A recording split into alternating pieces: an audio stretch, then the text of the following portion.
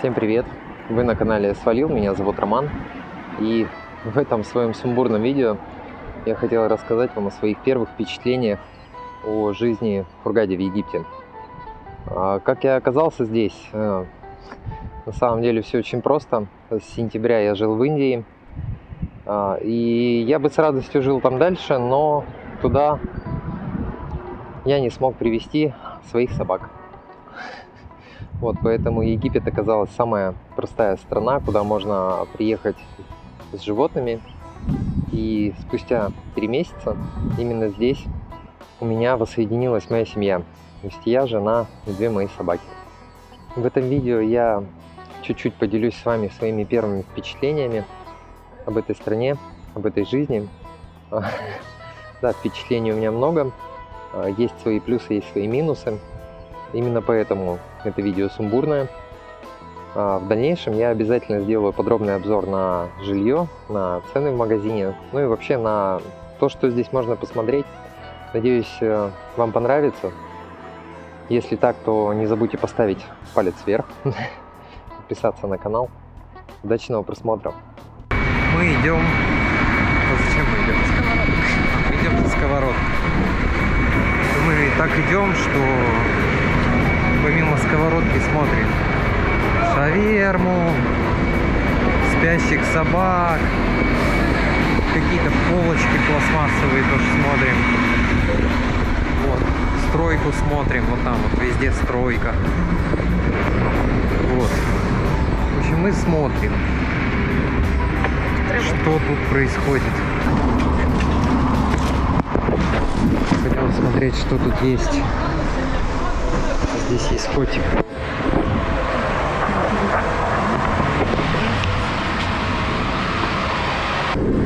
Зашли, посмотрели собачьи корма, потому что эта проблема для нас скоро будет актуальна. У нас корм для ушастых кончится, а такой корм здесь не продают. Вот. Будем для них подбирать другой какой-то, желательно из того, что здесь есть в наличии. Привет.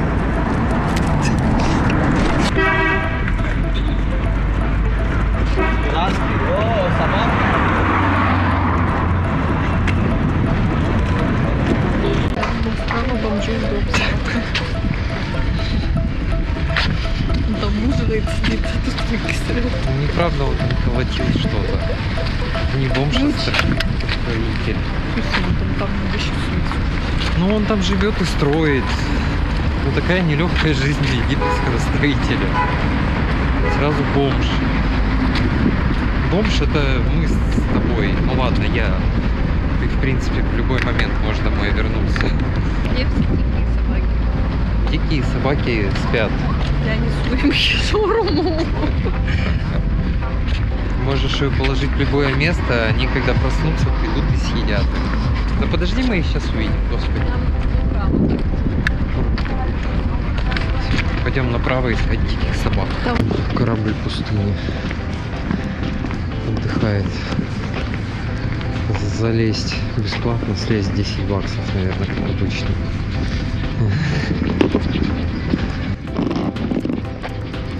Верблюды прикольные. Короче, вот этот просто в шапочке.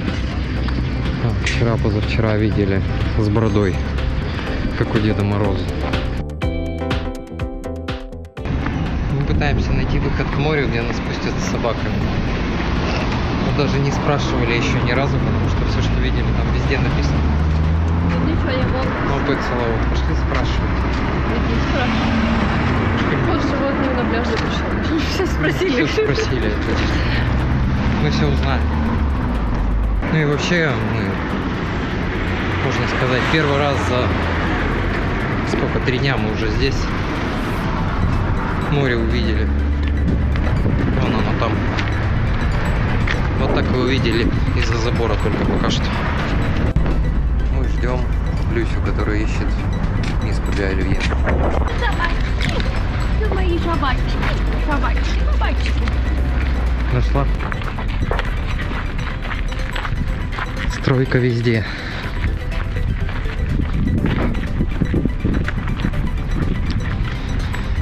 Что-то строится, при этом люди живут. Тут же очень много домов. Вот смотрите, низ пустой, там явно еще строительство будет идти. А вот ну, будем считать, с первого этажа и выше, там уже все живут. После Индии меня больше всего поражает количество людей. Что людей практически нет на всех этих огромных площадях. Что интересно еще, Люся, которая прилетела из дома, говорит, что все очень зеленое. Лично я вижу песок и желтый цвет. То есть вот она, полярность взглядов. Ну и да, ей тепло. Вот, я постоянно хожу в толстовке, даже днем, когда она в шортах и в футболке. Что меня здесь обламывает?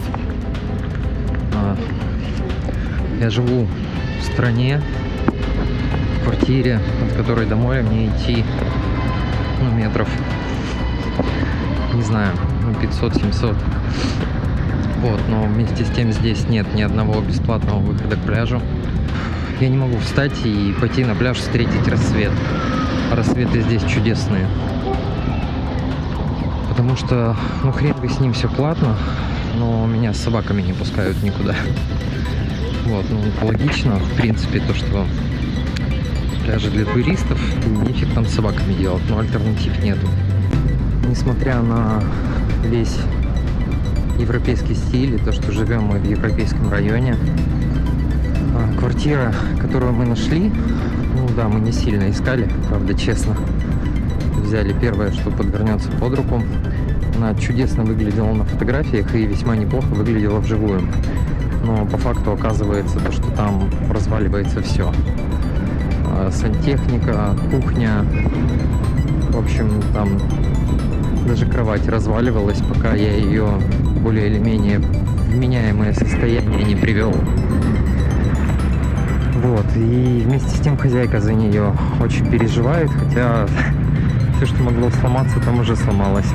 Поэтому, ну, не знаю, за что там сильно переживать. Вот как-то оно так. Скорее всего, Новый год мы встретим здесь, а дальше будем искать новое жилье. Хотя расположение, конечно, классное. Вообще, конечно, везение как у утопленника. Это надо же было очень сильно постараться. Ну и всего множество компаундов, которые здесь есть. Про компаунды расскажу чуть позже, что это такое, с чем это едят. Мы выбрали именно тот компаунд, куда едут российские пенсионеры, потому что у нас у подъезда сидят на лежаках толпа бабулек, вот, которые обсуждают всех приезжих. Ну, естественно, им наши песели не понравились. Вот, уже заочно. То есть, даже несмотря на то, что от них звуков не было, они уже в их мыслях гавкают. У города классное расположение, то, что солнце встает прямо над морем и закатывается прямо за горы. И что рассветы, что закаты здесь просто потрясающие. Вот, но минусы тоже есть, но они везде есть. Да, здесь грязно, но после Индии мне не привыкать. Вот такого счастья здесь можно очень много увидеть. Пятерочка, в которой продают шмотки и футболки. Или чувак экскурсии.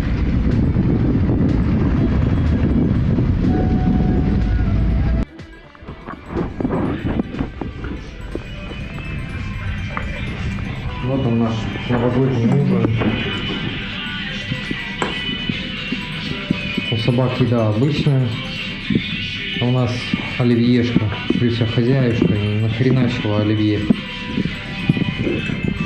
Вот такой вот у нас Новый год 2022.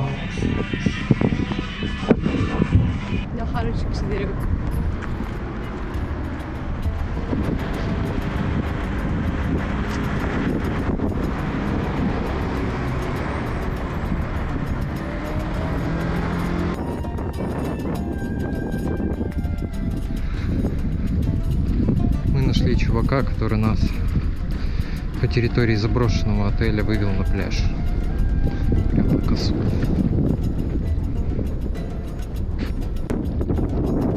В общем, рассказываю. Пришли мы в запертый отель, встретили охранника у входа, и он провел нас вот сюда.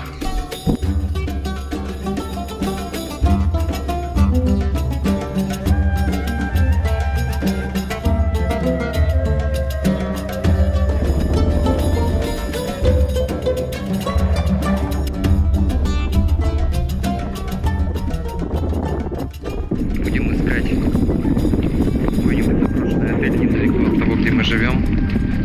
Пытаться установить дружеские отношения с чуваками, которые его охраняют.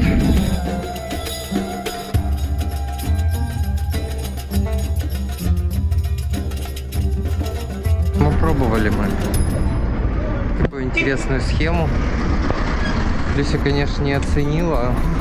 А мне понравилось, это прям мой формат был бы, если бы до него было не так далеко идти, но я попробую поискать что-нибудь поближе подобное. Если найду, это будет прям огонь.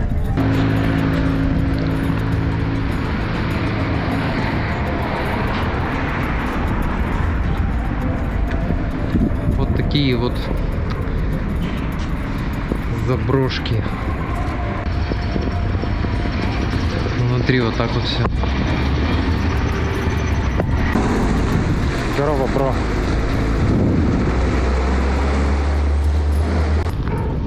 Это вот променад в 2 дня.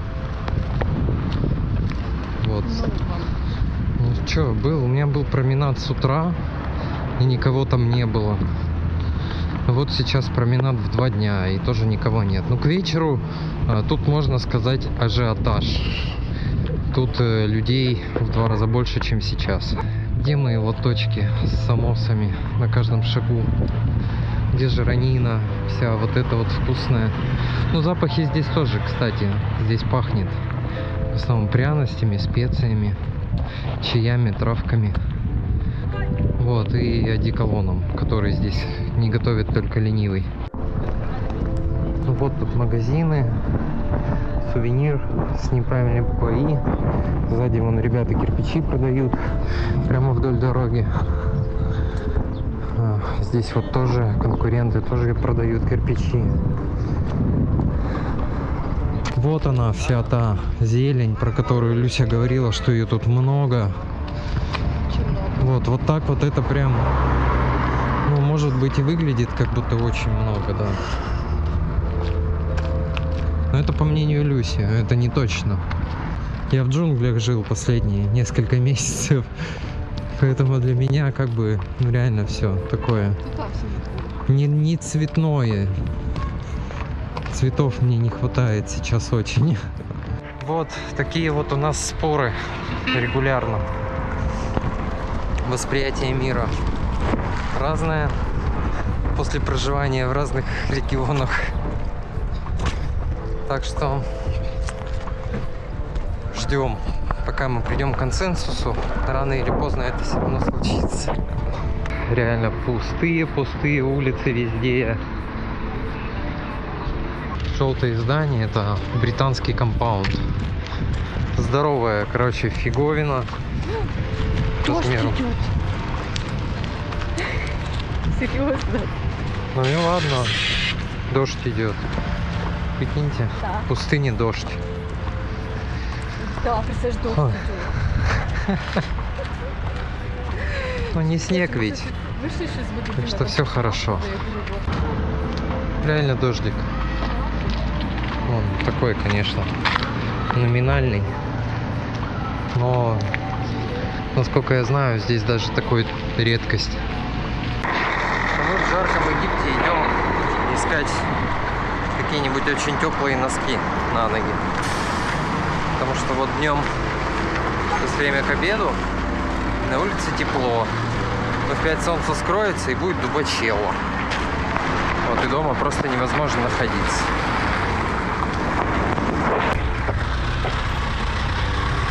Потихоньку привыкаем к местному климату, и второй день я уже хожу как Илюся в футболке. До этого выглядело все очень весело. Она идет в шортах, в футболке, я иду в толстовке и в джинсах. Вот, еще и обувь такая потеплее, потому что мерзну. Вот, но днем на улице нормально. Плохо становится, когда солнце садится, и там мы начинаем мерзнуть все. Только нашим волосатым и ушастым прямо хорошо. Ладно, это дело привычки, привыкнем. Но вот именно такой для меня на данный момент и оказался гостеприимный и, как ожидалось, теплый, но не очень зимний январский Египет. Есть тут и свои трудности, и свои плюсы. В целом вот так. В дальнейшем обязательно расскажу, как вы можете уехать путешествовать с животными. Я думаю, для многих эта тема актуальна, особенно сейчас. Всего хорошего.